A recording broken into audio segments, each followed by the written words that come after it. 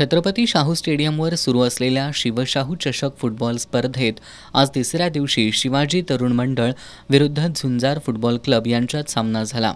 मध्यंतरापर्यंत हा सामना गोल शून्य राहिला। उत्तरार्धातही दोन्ही संघांकडून खोलवर चढाया झाल्या।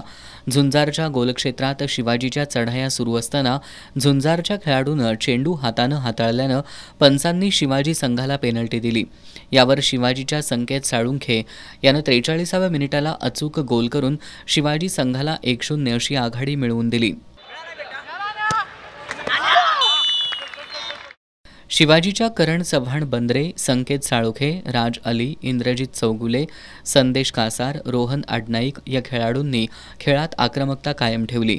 शिवाजीच्या संघानं पुन्हा चेंडूवर ताबा मिळवला। झुंजारच्या गोलक्षेत्रात शिवाजीकडून चढाया सुरू असताना झुंजारच्या खेळाडूनं पुन्हा चेंडू हातानं हाताळल्यानं पंचांनी शिवाजी संघाला पेनल्टी दिली। सामन्याच्या 72व्या मिनिटाला जय कामत यानं पेनल्टी गोल नोंदवत शिवाजी संघाला 2-0 अशी आघाडी मिळवून दिली।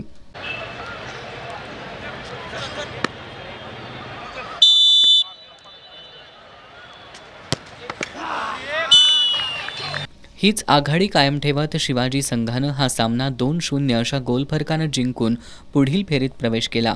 या सामन्यात शिवाजी संघाचा योगेश कदम सामनावीर तर झुंजार क्लबचा यश साळोखे लढवय्या खेळाडू ठरला। दुसऱ्या एका सामन्यात सम्राटनगर स्पोर्ट्सनं पीटीएम ब संघावर 5-1 अशा गोलफरकानं विजय मिळवला। यासीन नदाफनं 26व्या मिनिटाला गोल करून संघाला 1-0 अशी आघाडी मिळवून दिली। 30व्या मिनिटाला सतपाल सिंग यानं 45व्या मिनिटाला नितीन पोवारनं 74व्या मिनिटाला सतपाल सिंग यानं आणि 79व्या मिनिटाला यासीन नदाफ यानं गोल केला।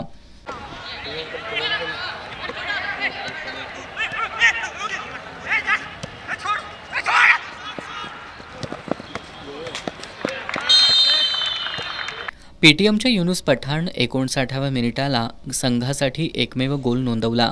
सम्राटनगर स्पोर्ट्सचा सतपाल सिंग सामनावीर तर पीटीएम ब संघाचा युनुस पठाण लढवय्या खेळाडू ठरला।